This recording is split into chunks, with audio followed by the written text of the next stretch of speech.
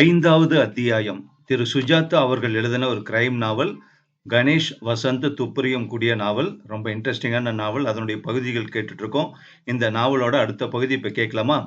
பகுதி 4 மற்றும் இறுதி பகுதி. அத்தியாயம் 7. கணேஷும் வசந்தும் சிபி ராமசாமி ஐயர் ரோடை விட்டு ஒதுங்கியிருக்கும் சந்து வீட்டுக்கு சென்றபோது அது நிச்சலனமாக இருந்தது. கணேஷ் கதவை தட்டி பார்த்தான். அது தானாக திறந்து கொண்டது. அபூர்வா, அபூர்வா என்று கூப்பிட்டார்கள். பதில் இல்லை. நாய் குரைத்தது கேட்டது. மெல்ல உள்ளே சென்றார்கள். விசும்பல் சப்தம் கேட்டது. ஹாலில் டிவியில் யாரோ அழுது கொண்டிருந்தார்கள். குழாய் ஒழுகிக் கொண்டிருந்தது. நாய் வெளியே கட்டி போட்டு குரைத்து கொண்டிருந்தது. அபூர்வா, எங்க இருக்கீங்க? கணேஷ் வந்திருக்கேன். வசந்த் சமையலறைக்குள் நுழைவாசலில் கீழே பார்த்து, வாஸ் பாருங்க என்று காட்டினான். இரத்தக்கரை. சமையல் அறைக்குள் நுழைந்தான். தரையில் கீழே டாக்டர் ராம்சந்தர் கிடந்தார். அவர் முகம் பக்கவாட்டில் சாய்ந்து, வாய் திறந்து, நெற்றி சுருங்கி இருந்தது. சட்டையின் கை ஒருவாறு மடங்கி இருந்தது. உள்ளங்கையில் இரத்தம் இன்னும் உறையாமல் கசிந்து கொண்டிருந்தது. மணிக்கட்டில் வாட்சி இல்லை. வெயில் படாத சுவடு தெரிந்தது. வசந்த், உயிர் இருக்கா பாரு. மாட்டேன் பாஸ், இந்த வேலை மட்டும் வேண்டாம். கணேஷ் அவனை முறைத்து பார்த்து உடலை புரட்டாமல் கழுத்தில் விரல் வைத்து பார்த்தான். மார்பில் காது வைத்து பார்த்தான். போயிட்டார். வசந்த் அபூர்வா என்று உரக்க அழைத்து பார்த்தான். பதிலே இல்லை. நாய்தான் அதிகமாக குரைத்தது. ஓடிட்டாங்களா? இல்ல வசந்த், பிளாட்ல பெருசா லைட் எரியுது பாரு, அங்கதான் போயிருக்கணும். இரு, நான் போய் விசாரிக்கிறேன். வேண்டாம் பாஸ், எனக்கு டெட் பாடி கூட தனியா இருந்து பழக்கம் இல்ல. பயப்படாதரா, டெலிபோன் வந்தா எடுக்காத. அந்த வீட்டோடு ஒட்டி இருந்த பிளாட்டுகளில் ஒன்றின் வாசலில் பிரகாசமாக விளக்கெரிய அதன் ஹாலில் தலையை பிடித்து கொண்டு அபூர்வா மூக்கிலும் கண்களிலும் மிகுதியாக நீர் வடிய உட்கார்ந்திருந்தாள். ஒருவர் போனை தட்டி உயிர்ப்பித்துக் கொண்டிருந்தார். இங்கிருக்கீங்களா என்றபடியே அவள் அருகே போனான் கணேஷ். அவனை பார்த்ததும் அவள் ஓடி வந்து கட்டிக்கொண்டு, ஐயோ, கொன்னுட்டேன் கணேஷ் என்று கதறினாள். அந்த வீட்டுக்காரர், ஓ, நீங்க தான் கணேஷா, நல்ல வேளை வந்தீங்க. என்ன சொல்றாங்கன்னு எங்களுக்கு புரியல, ஒரே குழப்பம். ஓகே அபூர்வா, வாங்க போலாம். பாடி எங்க இருக்கு? வீட்டுக்குள்ள கிடக்கு, நான் பார்த்தேன். ஐயோ ராமு, தேவகி, கதவை சாத்திக்கோ. என்ன எழவிடாது. இப்ப போலீஸ் வருமா? நான் சாட்சி சொல்லணுமா? வீட்டுக்காரர் பயப்பட்டார். உங்க பேர் என்ன சார்? பத்ரிநாத்.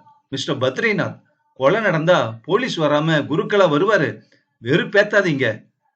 கணேஷ் அவளை மெல்ல வாங்க அபூர்வா என்று அழைத்து கொண்டு சென்றான். கைத்தாங்கலாக கொஞ்சம் அழுத்தமாகவே அணைத்து கொண்டு மறுபடி அவர்கள் வீட்டுக்கு சென்றான். என்ன கொல்ல வந்தார் கணேஷ் என்று அரற்றி கொண்டிருந்தாள். பாஸ், ஏன் இவ்வளவு நேரம்? உடம்பு நீளமாயிட்டே இருக்கு.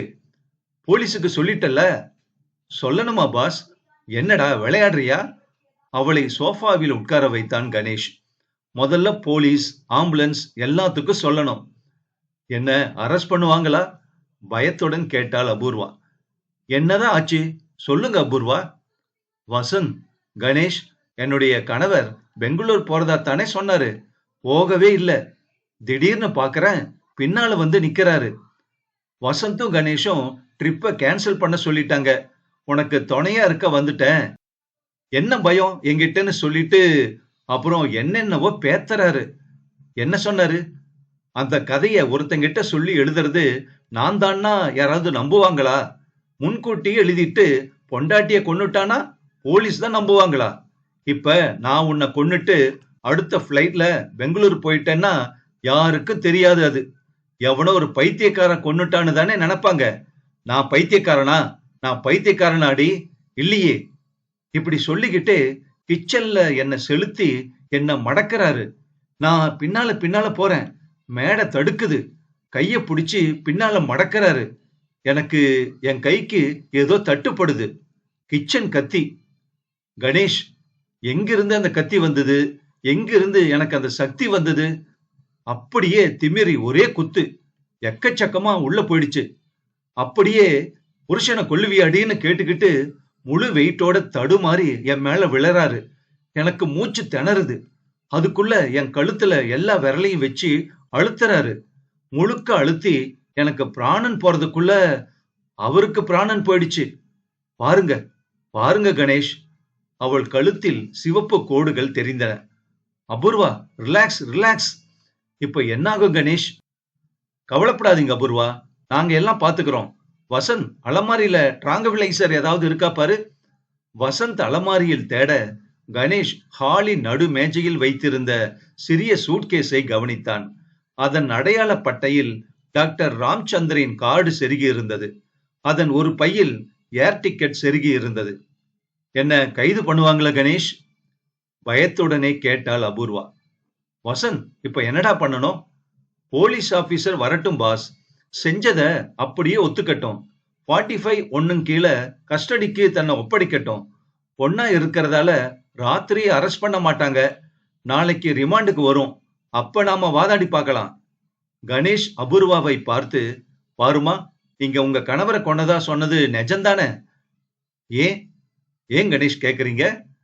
அவருக்கு வேற ஏதாவது ப்ராப்ளம், அதாவது ஹார்ட் அட்டாக், அதிர்ச்சி, இப்படி ஏதாவது காரணத்தால அல்லது தப்பி தவறி விழுந்ததால? இல்ல இல்ல, என்ன தாக்க வந்தாரு.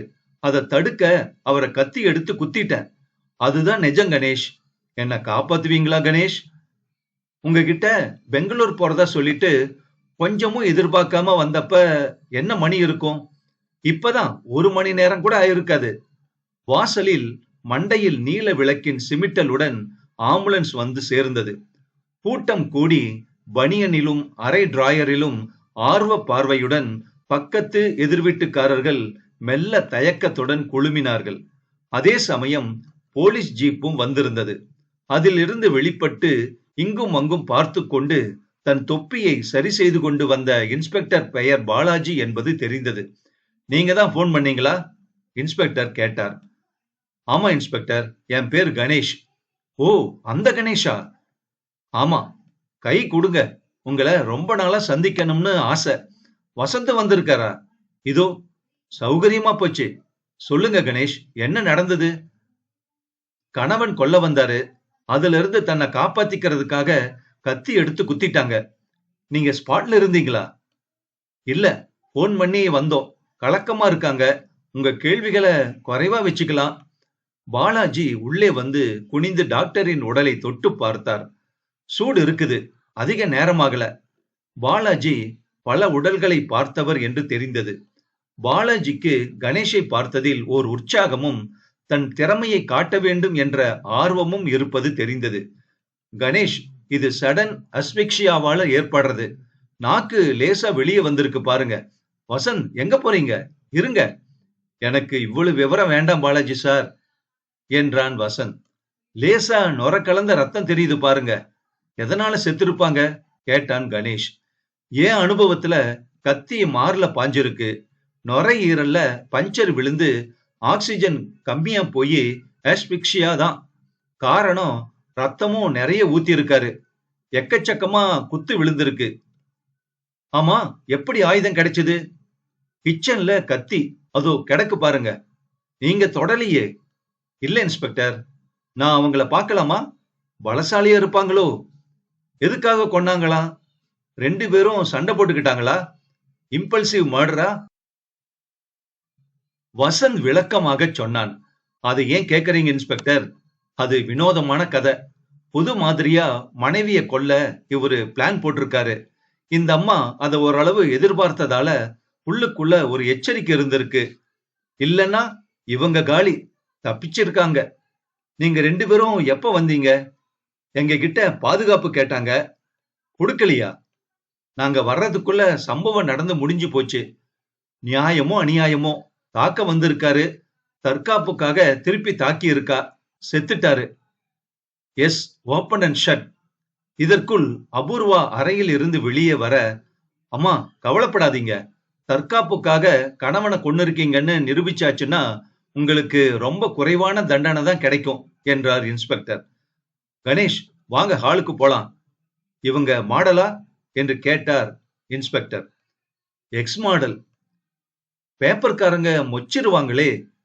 ஹாலுக்கு வந்து உட்கார்ந்தார்கள். என்னதான் ஆச்சு? எப்படி உங்களை முதல்ல அணுகுனாங்க? விவரமா சொல்லுங்க. அம்மா, நீங்க எதுவும் பேச வேண்டாம். இப்ப இவங்க சொல்றது சரியான்னு தலை ஆட்டனா கூட போதும். டென்ஷன்ல இருக்கீங்க, தெரியுது எனக்கு. நீங்க சொல்லுங்க கணேஷ். மயான்னு பத்திரிக்கை வருது தெரியுமா இன்ஸ்பெக்டர்? ஓ, தெரியுமே.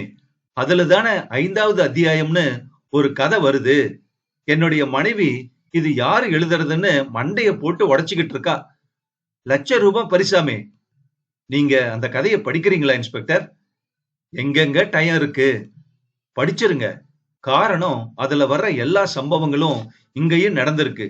ஓ, திஸ் இஸ் இன்ட்ரெஸ்டிங் கணேஷ். முதல்ல இருந்து சொல்லுங்க. கணேஷ் சொன்னான். கணேஷ், எனக்கு ஒண்ணு தோணுது. இதுக்கு அந்த பத்திரிக்கை ஆபீஸுக்கு ஒரு வாரண்ட் எடுத்துட்டு போய் எடிட்டரை கலக்கிடுறேன். அவங்க யார் எழுதுறாங்கன்னு வாசகர்களுக்கு ஒரு பெரிய போட்டி வச்சிருக்காங்க. சொல்ல மாட்டாங்க. கொலை விழுந்துருச்சு. போட்டியாவது மண்ணாங்கட்டியாவது யார் எழுதுறதுன்னு சொல்லிதான் ஆகணும். கோர்ட் ஆர்டர் வாங்கிட்டு போகலாம். தேவையில்லை இன்ஸ்பெக்டர். எழுதுறது யாருன்னு தெரிஞ்சிருச்சு. திருவல்லிக்கேணியில ஒரு வேலையில்லாத இளைஞன், பேரு ரமேஷ். அட்ரஸ் சொல்லுங்க, நான் கைது பண்ணிட்டு வர்றேன். தேவையில்லை இன்ஸ்பெக்டர். அத அவன் நேரடியா எழுதுறது இல்ல. வாரம் அவனுக்கு இன்ஸ்டால்மெண்டா கொரியர் அனுப்புறாங்க. ரேஸ் பண்ணிடலாமே. பண்ணியாச்சு. அது டாக்டருடைய கிளினிக்ல இருந்து தான் வருதுன்னு தெரிஞ்சிருச்சு.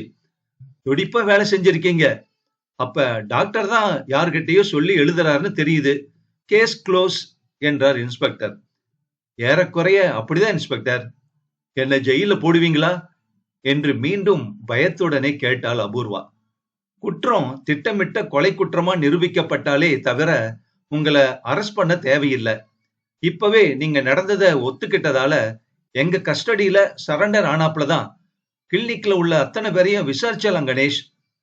கணேஷ் தயக்கத்துடன், அப்படிதான் செய்யணும்னு எனக்கும் தோணுது. ஏன் தயங்குறீங்க? இது யாருடைய பை? டாக்டருடையது. ஏர்போர்ட் போகாம இங்க வந்திருக்காரு. டிக்கெட்டு கூட இருக்குது பாருங்க. சாயங்காலம் போக வேண்டிய பிளைட்ட கேன்சல் பண்ணியிருக்காரு. அடுத்த பிளைட்ல போறதா சொன்னதா செக் பண்ணிடலாமே. விமான டிக்கெட்டை அவர் பார்த்தார். ராத்திரி பிளைட்டுக்கு தான் டிக்கெட். முதல் பிளைட்டுக்கு பண்ணிட்டு அடுத்ததுக்கு மாத்தினாரா பாத்துருங்க. பாத்தரலாம். ஜெட் ஏர்வேஸ்ல மேனிஃபெஸ்ட் கிடைக்கும். அம்மா, நீங்க ரெஸ்ட் எடுத்துக்கங்கம்மா.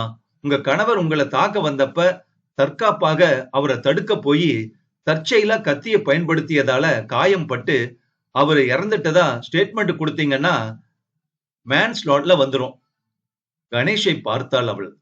அபூர்வா, நீங்க ஒத்துக்கங்க என்றான் கணேஷ். அத்தியாயம் 8. டாக்டர் ராம்சந்தரின் உடல் வெள்ளை துணியால் மூடப்பட்டு வெளியே எடுத்துச் செல்லப்பட்டது. ஆம்புலன்ஸ் பின்வாங்கி ஏறக்குறைய கூடம் வரை வந்துவிட்டது. அதில் உடலை வைத்தபோது கை மட்டும் வெளியே தெரிவதை கணேஷ் கவனித்தான். அதில் விரலுக்கிடையில் ஒரு மயிரின் இலை தெரிந்தது. அபூர்வா தன் அறைக்குள் விசும்பும் சத்தம் கேட்டது. கதவை தட்டினான். மூக்கை உறிஞ்சிக் கொண்டே திறந்தாள் அபூர்வா. கண்கள் சிவந்து, அவள் இப்போது அழகாக இல்லை. போலீஸ் போயிட்டாங்களா? போயாச்சு. எனக்கு என்ன ஆகும் இனிமே? கவலைப்படாதீங்க அபூர்வா. உங்களுக்கு பயமா இருந்தா என்று ஆரம்பித்த வசந்தை தடுத்து நிறுத்தினான் கணேஷ். வேலைக்காரி யாரும் துணைக்கு வச்சுக்கலையா? ஏன் தனியா இருந்தீங்க வீட்டுல? வேலைக்காரன் இருந்தான். தங்கச்சி கல்யாணம்னு சொன்னான். எப்படியும் வசந்த் வரப்போறாரே, 1/4 மணி நேரம் தானேன்னு நான் போக சொல்லிட்டேன். அது தப்பா போச்சு. நீங்க தனியாவா இருந்தீங்க? ஆமா, கதவை உள்ள தாப்பா போட்டுக்கிட்டு. எதுக்காக திரும்பி வந்தீங்கன்னு கேட்டீங்களா? ஆமா. என்ன சொன்னாரு? கவலையா இருந்தது. பிளைட்டுக்கு போகல, உனக்கு துணையா வந்துட்டேன்னு சொன்னாரு. அவர் எந்த பிளைட்டுக்கு போறதா இருந்தது? அது என்கிட்ட சொல்லலையே. பாஸ் என்கிட்ட முதல் பிளைட்னு சொன்னாரு. 2வது பிளைட்டுக்கு தான் டிக்கெட் இருக்கு. மாத்தி இருக்காரு. உங்ககிட்ட அத பத்தி சொன்னாரா? கேன்சல் பண்ணிட்டதா சொன்னாரு. உங்ககிட்ட ஒரு உண்மைய சொல்லல. அடுத்த பிளைட்டுக்கு டிக்கெட் வச்சிருக்காரு. என்ன மனசுல வச்சுக்கிட்டு இருந்தாரோ? என்ன பயமுறுத்தினாரு. உன்னை இப்ப கொன்னுட்டு பிளைட்ட புடிச்சு போயிட்டா யாரும் நம்ப மாட்டாங்க, சந்தேகப்பட மாட்டாங்கன்னு. எனக்கு வெளவெளத்து போச்சு கணேஷ். அபூர்வா, தெளிவா ஸ்டெப் பை ஸ்டெப் சொல்லுங்க. நாளைக்கு கோர்ட்டுல உங்க கேஸை எடுத்து நாங்க வாதாட எங்களுக்கு உபயோகமா இருக்கும். சொல்றேன். அவரு உள்ள வந்தாரு. நீங்க கிச்சன்ல இருந்தீங்க. திடீர்னு பின்னால வந்ததா சொன்னீங்க. இல்ல? ஆமா. கழுத்துல விரல வச்சு அழுத்தினாரு. அதுக்குள்ள எனக்கு கத்தி கிடைச்சிருச்சு. ஆத்திரத்துல குத்திட்டேன். அப்படியே என் மேல விழுந்தாரு. அழுத்தின கை என்னாச்சு? சொன்னனே. எனக்கு உயிர் போறதுக்கு முந்தி அவருக்கு போயிடுச்சு. அழுத்தம் குறைஞ்சு தளர்ந்துருச்சு. உங்க தலைமயிர் எதையாவது புடிச்சு இழுக்கல? இல்ல. அவள் வெற்று பார்வை பார்த்தாள். எல்லாம் கனவா கணேஷ்? என்ன எழுப்ப போறீங்களா? இல்லம்மா, கனவும் இல்ல, கதையும் இல்ல. இது நெஜம். முடிஞ்சா தூங்குங்க. காலையில பார்க்கலாம். ஐயோ கணேஷ், வசந்த், யாராவது ஒருத்தர் என் கூட இருந்துதான் ஆகணும். நான் இருக்கேன் பாஸ் இங்க. 2 பேரும் இருக்கோம் என்றான் கணேஷ். வசந்த் அவனை ஒரு மாதிரி பார்த்தான். கணேஷ் வசந்தை பார்த்து அலட்சியமாக சொன்னான். உன்னை சில விஷயங்கள்ல எந்த சூழ்நிலையிலயும் நம்ப முடியாது வசந்த். என்ன பாஸ், நான் பழைய வசந்த் இல்லவே இல்ல. என்னுடைய ஃப்ரெண்ட்ஸ் எல்லாம் அவனுடைய மச்சினிகளை எங்கிட்ட ஒப்படைச்சிட்டு போறானுங்க. சிஸ்டர், நீங்க உள்ள போய் படுத்துக்கோங்க. நாங்க ஹால்ல இருக்கோம் என்றான் கணேஷ் அபூர்வாவை பார்த்து. கணேஷ், மில்க் ஏதாவது வேணும்னா கிச்சன்ல ஃப்ரிட்ஜில் இருக்கு. ஓ, கிச்சன் பூட்டி இருக்கே. எங்களுக்கு தேவை மில்கை விட ஸ்ட்ராங்கா ஏதாவது நாங்க வாங்கிக்கிறோம். இரவு விளக்கு எரிந்து கொண்டிருக்க, ஸ்பிளிட் ஏசி சப்தமில்லாமல் இயங்கிக் கொண்டிருக்க கணேஷ் ஒரு சோஃபாவில் சாய்ந்தான். வசந்த் மற்றதை படுக்கையாக்கி போர்த்தி கொண்டு படுத்திருந்தான். அப்போது செல்போன் மணியின் முணுமுணுப்பு கேட்டது. திடுக்கிட்டு எழுந்த கணேஷ் அதை மெல்ல எடுத்தான். பட்டனை அழுத்தினான். சாப்டர் அனுப்பிச்சாச்சு. ஹலோ, யார் பேசுறது? கணேஷ். சாரி. போன் பட்டென வைக்கப்பட்டது. கணேஷ் சற்று நேரம் யோசித்தான். இந்த குரலை கேட்டிருக்கிறான். கால் எந்த நம்பரிலிருந்து வருகிறது என்பதை கண்டுபிடிக்க செல்போனில் வசதி இருந்தது. குட்டி திரையில் வரவழைத்து கேட்டான். ஒரு காகிதத்தில் அந்த எண்ணை குறித்து கொண்டு பைக்குள் போட்டுக்கொண்டான். அதிகாலை எழுந்தபோது அவனுக்கு எதிரே அபூர்வா உட்கார்ந்து இருந்தாள். Good morning. சாரி, தூங்கிட்டேன் என்றான் கணேஷ். நான் தூங்கவே இல்லை கணேஷ், உங்களையே பார்த்துக்கிட்டு உட்கார்ந்து இருந்தேன். கணேஷ், போலீஸ் வருமா? 11 மணிக்கு வருவாங்க. அதுக்குள்ள நீங்க குளிச்சுட்டு ரெடியா இருங்க. எனக்கு மயா பிரதிகள் எல்லாம் வேணும். இது வரைக்கும் எத்தனை அத்தியாயம் வந்திருக்கு? 4. வரப்போற அத்தியாயத்தோட முடியுது. இங்கேயும் முடிஞ்சிருச்சு. யார் எழுதுறாங்கன்னு எப்ப அறிவிப்பாங்களா? 30ஆம் தேதி. போட்டி முடிஞ்ச பிற்பாடு. வசந்த் இன்னும் தூங்கிக் கொண்டிருந்தான். அபூர்வா குளிக்கச் சென்றாள். ஏய் வசந்த், வசந்த் எழுந்திரு. வசந்த் எழுந்து சோம்பல் முறித்து, காஃபி இருந்தா நல்லா இருக்கும் பாஸ். ராத்திரி ஒரு கனவு. கதை எழுதுறது யாருன்னு நான் மட்டும் கண்டுபிடிச்சு சொல்றேனா. டிடிஎஸ் கழிச்சிட்டு 1,00,000 வருதான். அப்பதான் யோசனை தோணிச்சு. போலீஸ்காரங்க கூட பத்திரிக்கை ஆபீஸுக்கு போய் கதை எழுதுறது யாருன்னு ஒரு கோர்ட் ஆர்டர் வாங்கிட்டு போனா என்ன பாஸ்? அவங்க நிச்சயம் செய்வாங்க வசந்த். அதுக்குள்ள தன் பையில் இருக்கும் காகிதத்தை எடுத்து, இந்த நம்பரை ட்ரேஸ் பண்ணி பாரு வசந்த். இது என்ன பாஸ்? நடு ராத்திரியில செல்போன் வந்ததுரா. சாப்டர் அனுப்பிச்சாச்சுன்னு. அது கேட்ட குரலா இருந்துச்சு. ஆமா, இந்த நம்பரை எங்கேயோ நான் பார்த்திருக்கேன். Wait minute. வசந்த் டெலிபோனில் அந்த நம்பரை சுழற்றினான். நான் நினைச்சது சரியா போச்சு. அந்த ரமேஷ் தங்கி இருக்கிற ராமோஜி மெஸ் நம்பர் இது. என்ன பேசினான் பாஸ்? சரியா காதுல விழல. சாப்டர் பத்தி என்னவோ கேட்ட மாதிரி இருந்தது. பேரை கேட்டதும் வச்சிட்டான். அவனோட குரல் பரிச்சயமானதா இருந்தது வசந்த். அதான் பாஸ், அந்த ரமேஷ். இங்க எதுக்கு போன் பண்ணணும்? கணேஷும் வசந்தும் ஒருவரை ஒருவர் கண்ணுக்கு கண் பார்த்து கொண்டார்கள். பாஸ், கேஸு அவ்வளவு சிம்பிள் இல்லையா? ஆமாடா, அப்படிதான் தோணுது. அபூர்வா, டூத் பேஸ்ட் இருக்குதா என்று கணேஷ் கேட்டான். வாஷ் பேஷன் பக்கத்துல என்றது பாத்ரூம் கதவு. கிச்சன்ல போய் காஃபி போட்டுக்கலாமா? கிச்சன்னா பூட்டி இருக்கே. போலீஸ் அதுல மார்க் எல்லாம் போட்டிருக்காங்க. சரி, அக்கம் பக்கத்துல கிடைக்குமா? பிளாஸ்க் ஏதாவது இருக்கா? அபூர்வா குளித்து விட்டு மெல்லிய பச்சை நிற புடவையை அணிந்து தலையை துவட்டி கொண்டு வந்தாள். கணேஷ் எதிரில் உட்கார்ந்தாள். உங்களுக்கு இந்த சமயத்துல நான் எப்படி நன்றி சொல்றது? பணத்தால தீர்த்து வைக்கக்கூடிய கடனா இது என்றால் நன்றி பெருக்குடன். தூக்கத்திலையும் அழகா இருந்து கெடுத்துறீங்க. ஆனா பணமும் வாங்கிப்போம் என்றான் வசந்த். சுமார் வசந்த், நீங்க உட்காருங்க அபூர்வா. போலீஸ் வர்றதுக்குள்ள சில விஷயங்களை தெளிவுபடுத்தணும். அதான் எல்லாம் கேட்டுட்டீங்களே. இதற்குள் வாசலில் ஒரு அழுகுரல் கேட்டது. வாயை துண்டால் பொத்திக் கொண்டு அழுது கொண்டே ஒருவன் உள்ளே வந்தான். ஐயோ, ஐயா போயிட்டாங்களா? டாக்டர் ஐயா போயிட்டாங்களாமா? என்ன பாடுபடுத்துனாங்க. அம்மா, நான் இருந்திருக்கணும், இல்லாம போயிட்டனே. நடந்ததை கேட்டதும் பதறி போச்சுங்க. அம்மாவுக்கு எத்தனை மன கஷ்டம் என்று அழுது புலம்பினான். என்ன பண்றது பிரான்சிஸ், விதி என்றாள் அபூர்வா. வசந்த் காஃபி பிளாஸ்குடன் வந்தான். வசந்த், அந்த ரமேஷ உடனே இங்க வர சொல்லு. போன் பண்ணிட்டேன் பாஸ். வசந்த், நீ அபூர்வா கூட பேசிக்கிட்டு. பிரான்சிஸ், நீங்க கொஞ்சம் வாங்க. அவனுக்கு 35 வயது இருக்கலாம். உருண்டையான முகத்தில் ஹிட்லர் மீசை வைத்திருந்தான். அவன் சீருடையில் இருந்தான். நீங்க டிரைவரும் தானா? ஆமாங்க, அம்மாவுக்கு அப்பப்ப ஓட்டுவேன். ஐயா ஒரு காரை ஓட்டிப்பாரு.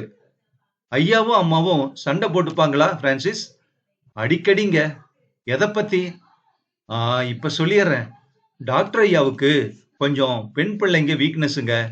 புள்ளக்குட்டி இல்லையா, அலையற மனசுங்க. 2-3 தபா கையும் களவுமா புடிச்சிட்டாங்க அம்மா. எல்லாம் பெரிய இடத்து பொல்லாப்புங்க. அதுவும் இசிஜி ஆபரேட்டர் அனாமிகான்னு ஒரு பொம்பளை இருந்துச்சு. அவகிட்ட என்னதான் டாக்டர் கண்டாரோ, அதனால எத்தனை பிரச்சனை. அம்மாவும் ரொம்ப கோபக்காரங்க. பட்டுன்னு அடிச்சா திருப்பி அடிச்சிருவாங்க. நிறைய படிச்சவங்க என்றான் பிரான்சிஸ். தங்கச்சி கல்யாணம் நல்லா நடந்துச்சா? யாரு தங்கச்சி? உன்னுடைய தங்கச்சி?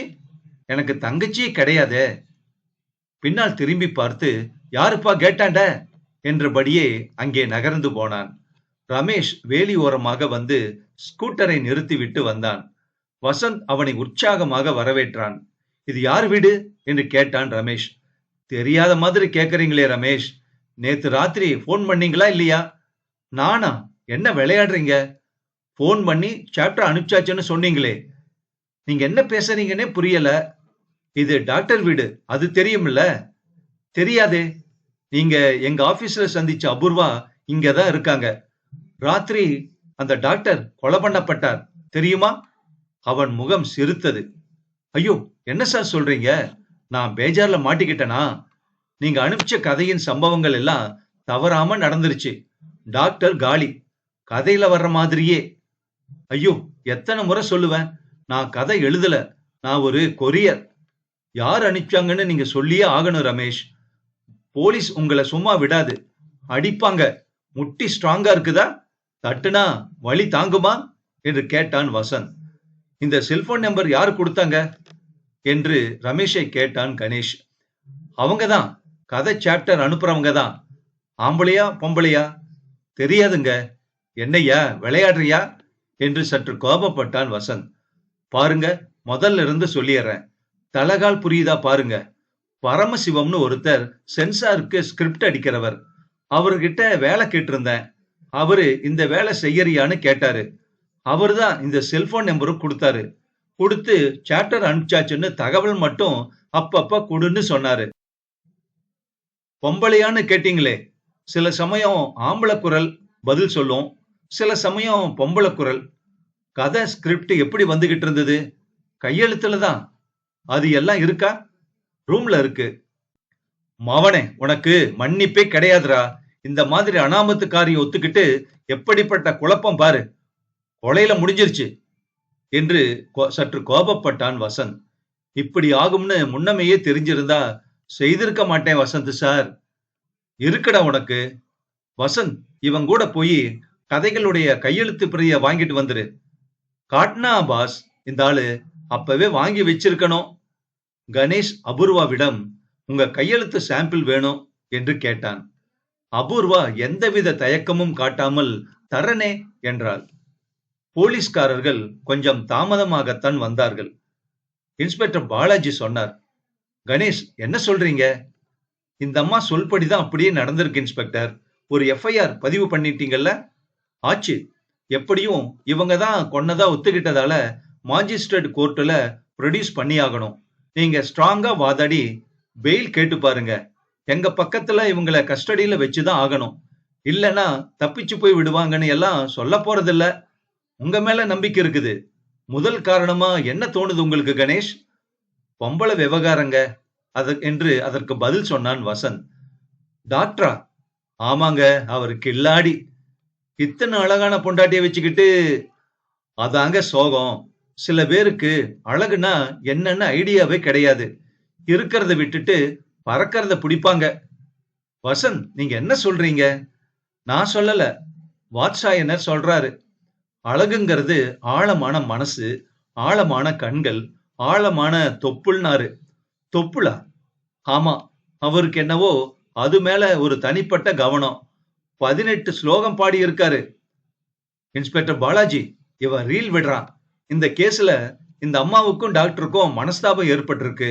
சொத்து இவங்க பேர்ல இருக்குது. அதனால சண்டை முத்தி போயிருக்கலாம். போதாதற்கு பிளாண்டரிங் வேற. பத்திரிக்கையில கதையே எழுதி வச்சு இப்படி செய்வானோ? இருக்கனா இவன்? இவன் கொண்டு இருந்தா அப்படிதான் வாதாடி இருப்போம்.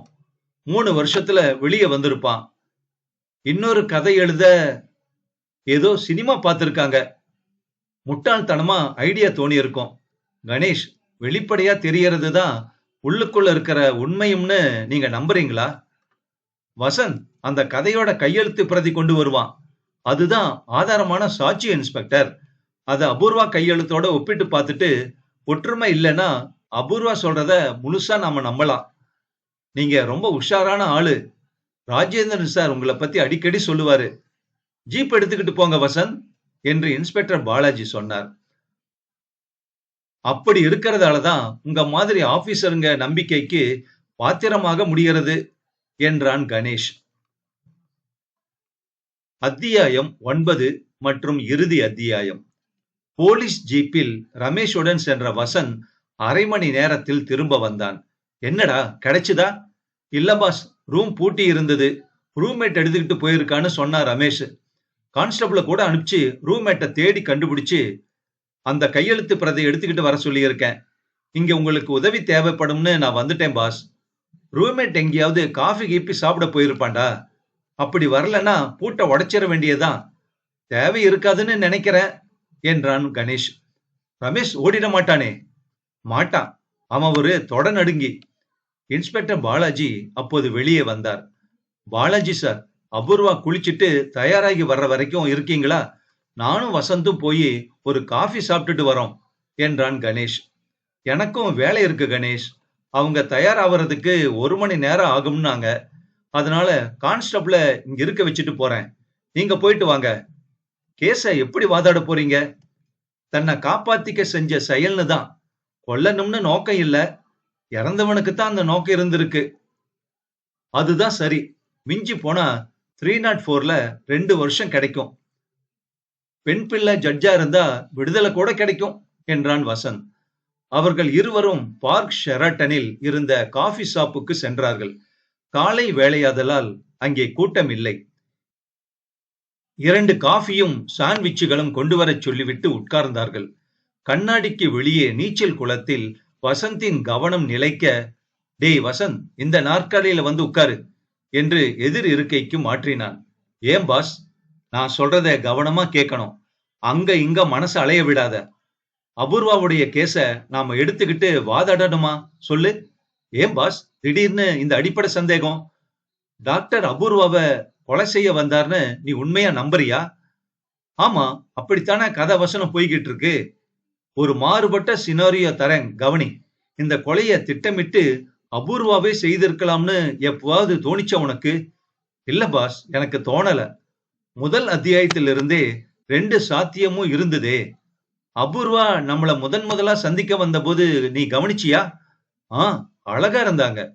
பேசிக் இன்ஸ்டிங்க்ட்னு ஒரு சினிமாவை பத்தி சொன்னாங்க. அதுல வர்றாப்ல ஒரு கதை மயாவுல யாரோ எழுதுறதா சொன்னாங்க. எதுக்காக அது அபூர்வா நம்ம கிட்ட சொல்லணும்? பயமா இருக்குமோ?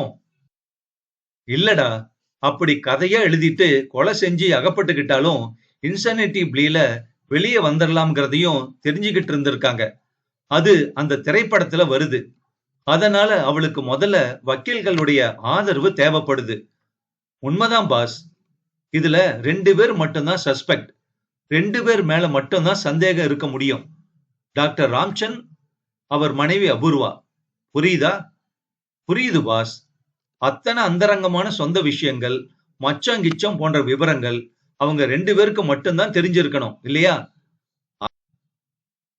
அதை விட வியாழக்கிழமை நிகழ்ந்ததுக்கு அப்புறம் உன்னை கொல்றது உறுதிப்பட்டு விட்டதுன்னு 2வது அத்தியாயத்துல எழுதி இருந்தது. வியாழக்கிழமை என்ன நிகழ்ந்ததுன்னு கேட்டப்ப அந்த அனாமிகா மேட்டர் வெளியே வந்துச்சு.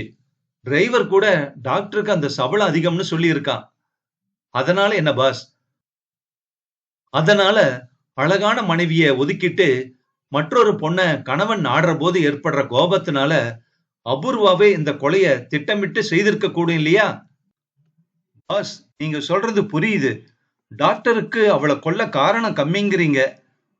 அப்படியும் சொல்ல முடியாதுடா. சொத்து இல்லாட்டி அனாமிகா விஷயத்தினால ஏற்பட்ட கோபம்னு அவருக்கும் தகுந்த காரணம் இருக்கு. யாரு யார கொன்னாங்கிறது தான் தெளிவா இல்ல. அபூர்வா டாக்டர் கொண்டு இருக்காங்க பாஸ். திட்டமிட்டா தற்காப்புக்காகவா? அதுதான் தெரியல. கதைய டாக்டர் எழுதியிருக்க முடியுமா? ஏன் முடியாது? யார்கிட்டயாவது சொல்லி எழுதியிருக்கலாம். அபூர்வா அவளே எழுதியிருக்க முடியும். பின்ன 2 பேர்ல யார் குற்றவாளி? டாக்டர் வேணும்னே டிக்கெட்டை கேன்சல் பண்ணி திரும்பி வந்தாரா? அல்லது அவருக்கு போன் செஞ்சு பயமா இருக்கு வா அப்படின்னு இவ கூப்பிட்டாளா? டிரைவரை இவங்களே போக சொல்லி இருக்கலாம்னு தோணிச்சு. தங்கை கல்யாணம்னு சொன்ன காரியம் பொய்யா இருந்தது. அதுதான்டா என்னுடைய முதல் சந்தேகமே. மறதியில சொல்லி இருக்கலாம். இல்லாட்டி நான் வரப்போறேங்கிறதால டிரைவரை அனுப்பிச்சிருக்கலாம் இல்லையா பாஸ்? சிம்பிள் வசந்த். டாக்டர் கொல்ல வந்தாரா, வரவழிச்சு கொல்லப்பட்டாரா? இவ்வளவு தாண்டா மேட்டரே. இது எப்படி தெரியும் பாஸ்? கதையின் அத்தியாயத்தை எழுதின கையெழுத்தும் அபூர்வாவுடைய கையெழுத்தும் ஒத்து போச்சுன்னா தெரிஞ்சிரும் இல்லையா? நிச்சயம். சரி வா போலாம், கதை முடிய போகுது. இருவரும் மறுபடி அபூர்வாவின் வீட்டுக்கு சென்றார்கள். அபூர்வா, நான் தயார், போலீஸ் ஸ்டேஷனுக்கு போகலாமா என்றாள். கணேஷ் அவளை ஆழமாக பார்த்தான். அவள் கைகளை பார்த்தான். மெல்லிய இந்த கரங்களுக்கு அத்தனை பலம் வந்திருக்குமா? எப்படியும் கையெழுத்தை ஒப்பிட்டால் தெரிந்து போகிறது. அவளே முன்வந்து கேட்டாள். கணேஷ், என் கையெழுத்து சாம்பிள் கேட்டீங்களே? ஆமா என்றான். இங்கிலீஷா தமிழா? தமிழ்தான். சமீபத்துல தமிழ்ல ஒண்ணு எழுதல, நான் தேடி பாக்கறேன். வேண்டாம், ஒண்ணு செய்யலாமே அபூர்வா, நான் டிக்டேட் பண்றேன், சொல்றத அப்படி எழுதி காட்டுங்க என்றான். அவள் அது கூட சரிதான் என்றாள். கணேஷ் வசந்தை அர்த்தத்துடன் பார்த்து புருவத்தை உயர்த்தினான். ஒரு பேப்பர், பால்பைன் பேனா எடுத்துக்கிட்டு வாங்க என்றான் கணேஷ். அவள் வெள்ளைத்தாள் எடுத்து வந்து ஒரு புத்தகத்தை அடியில் வைத்துக் கொண்டு, சொல்லுங்க கணேஷ் என்றால் ஒரு பள்ளி பிள்ளையின் ஆர்வத்துடன். எழுதுங்க. 5வது அத்தியாயம் என்னும் கதையை எழுதுவது நான் தான் முழுவதும் திட்டமிட்டு என் கணவரை கொல்வதற்காக இதை எழுதினேன், செய்தேன்.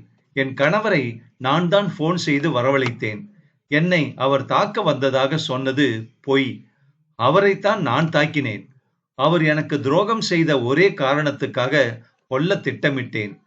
பத்திரிகையில் எழுதச் செய்ததும் நான் தான். என் கணவரின் அலுவலகத்தில் இருந்து மேல் உரையை எடுத்து வந்தேன். என் மேல் சந்தேகம் ஏற்படாதவாறு அனுப்பி வைத்தேன்.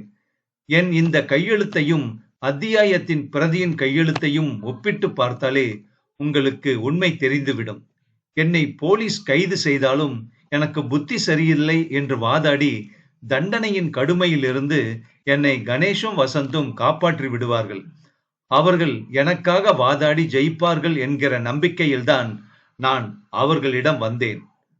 கணேஷ் அதை சொல்லி முடித்ததும், எழுதியாச்சா அபூர்வா என்றான் வசந்த். வேற ஏதாவது இருக்கா என்று கேட்டாள்.